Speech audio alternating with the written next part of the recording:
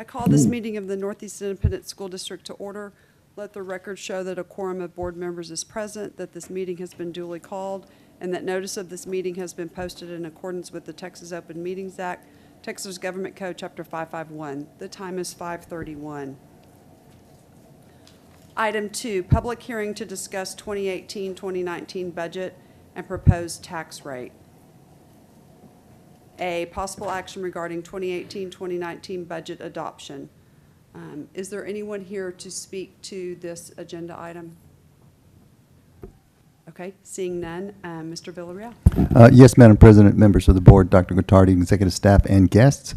I call on Brian Moy, our Executive Director for Finance and Accounting, or the way he's looking at me, it's Susie Lackhorn, our Director of Budgets and Financial Analysis. But anyway, this is our budget adoption meeting, so I turn it over to Susie.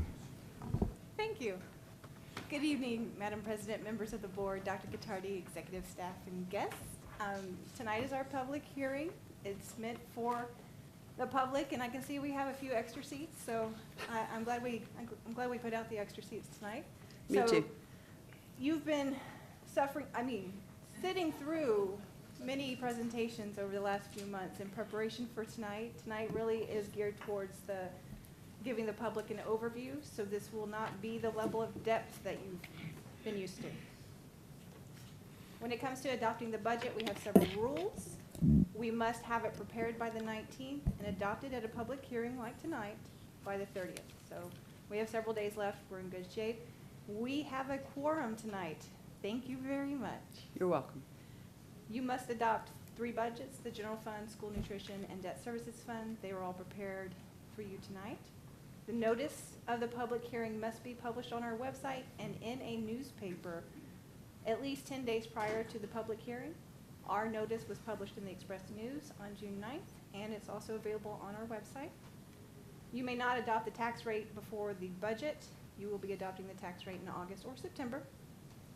Speaking of tax rates, next year's tax rate will go down half a cent from $1.36.5 to $1.36. Despite the fact that we are lowering the rate, most of our homeowners will likely see an increase, as the estimated values from the Bexar County Appraisal District show an increase. The average home value has an increase of about $12,000. So those homeowners on average will pay an increase of $153 or $13 a month, despite the fact that we are lowering the tax rate by half a cent. On to the budget. The general fund budget includes a revenue budget of $529 million. Over 3/4 of that is from our local property taxes. The state's portion from the Foundation School Program has decreased to 13.6% of our total revenue budget. This chart will show you in the gray bar, in the gray portion of the bar, the change over the course of the last few years and our projection of the school foundation program, the foundation school program's percentage of our revenue. We used to set about 30%. Not too long ago, 14, 15, we were at 30%, and we've steadily declined, and this year we're at 13.6. And in 2 very short years, you will see that we are projecting a 4% contribution from the state. As you know, revenues greatly impact our expenditure budget. This expenditure budget for the general fund includes a 1% raise, a 1% retention, and about $13 million in cuts. So as that revenue changes, so does our expenditures. You must adopt the budget by function, and these are the functions that are required from TEA. Our budget includes most of it going towards the classroom. So functions 11, 12, and 13, instruction and instruction related, are classroom and library related costs. And as you can see, 65% of our budget is for those kinds of costs. Instruction and school leadership is 8%. Student support services, 11.5%. General administration is only 2.6%. Non-student support services make up about 11.8%. Keep in mind that of that $65 million, about $15 million is for utilities alone. We have all other items, $6 million 1%, for a total budget of $552 million. Moving on to school nutrition. They have a revenue budget of $34 million. Meal prices for our students next year will stay the same. The only thing we're asking to increase are adults by 5 cents from $3.35 to $3.40 for lunch and $2.15 to $2.20 for breakfast. Their expenditure budget is $37.6 million. Keep in mind that their expenditures are much higher than their revenue for next year, as they have a lot of capital projects that they're planning as they spend down their fund balance.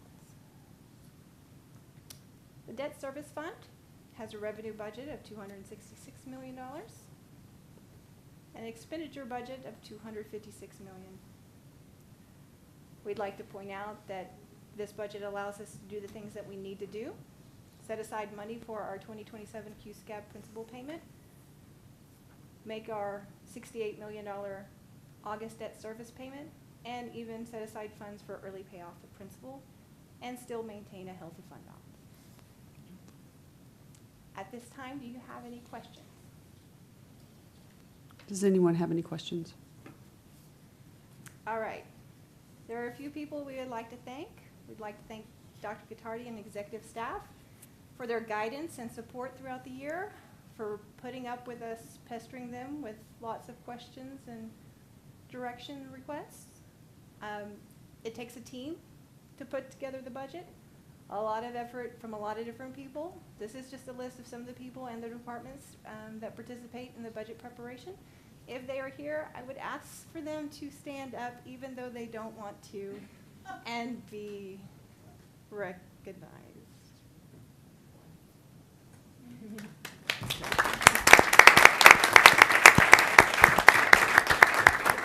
And lastly, but most importantly, we would like to thank you, the board, for your leadership and your support, your very wonderful engagement throughout this long process that you don't get paid to do.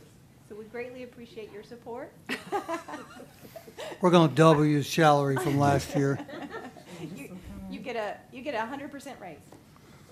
Susie, I would also, if I may, Madam President, is just there's an awful lot of other people in the audience who spend a lot of time working on our budget, and to thank all the other personnel that's in the room here tonight. We realize that you went back to the drawing board and you're doing more with less each and every year, and we appreciate the fact that you visit with your departments and you do a great job in minimizing the impact to the budget each and every year. So thanks to all the other people that are in the audience. Thank you. Absolutely. If there are no other questions, this concludes our presentation. Okay. Thank you very much. Do I have a motion to adopt the 2018-2019 budgets for the General Fund, Debt Service Fund, and School Nutrition Services Fund? So moved. Thank you, Mr. Wheat. Do I have a second? Second. I'll give it to Ms. Williams. All those in favor say aye. Aye. Opposed, the motion carries. And again, thank you, Susie, Brian, and everybody for all your hard work in putting this together. Appreciate all your time. Next item, 3, new business for possible board action. A, business services. 1, possible action regarding final budget amendment. Mr. Villarreal. Yes, Madam President, this is the final budget amendment for the year. This aligns our financials. Brian Moy is here if you have any questions.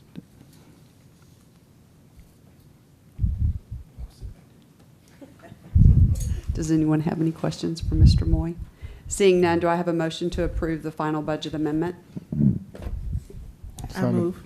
Thank you, Mrs. Williams. Do I have a second? Second. Mr. Trevino, all those in favor say aye. Aye. Opposed, the motion carries.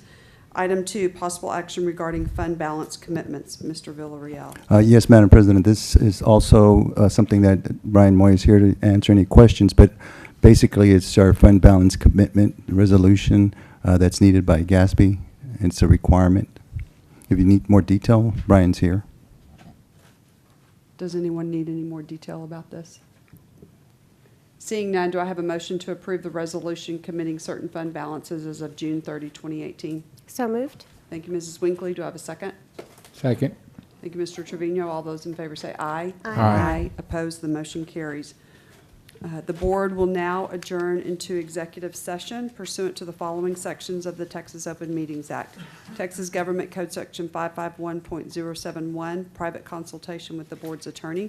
551.072, discussing purchase, exchange, lease, or value of real property. And 551.074, to discuss personnel or to hear complaints against personnel. And the time is 5:41. 1.074. 1, possible action regarding routine personnel, including but not limited to administrative appointments, no action. Item 2, principal of El Dorado Elementary School, no action. Item 3, principal of Montgomery Elementary School. Do I have a motion to approve the principal of Montgomery Elementary School as discussed in executive session? So moved. Thank you, Mrs. Williams. Do I have a second? Second. Thank you, Mr. Trevino. All those in favor say aye. Aye. Opposed, the motion carries. Dr. Gottardy, introductions? Yes, thank you, Madam President, board members, executive staff, and guests. The new principal of Montgomery Elementary School will be Mr. John Merrill. Thank you very much. And we will bring him back at a future board meeting. At the August regular board meeting, we'll do a formal introduction. Yes, ma'am. Thank you. Item B, possible action regarding purchase, exchange, lease, or value of real property pursuant to Government Code Section 551.072, no action. C, possible action regarding consultation with board's attorney pursuant to Government Code Section 551.071, 1, pending and or possible litigation, no action. Item 7, adjournment, 5:54.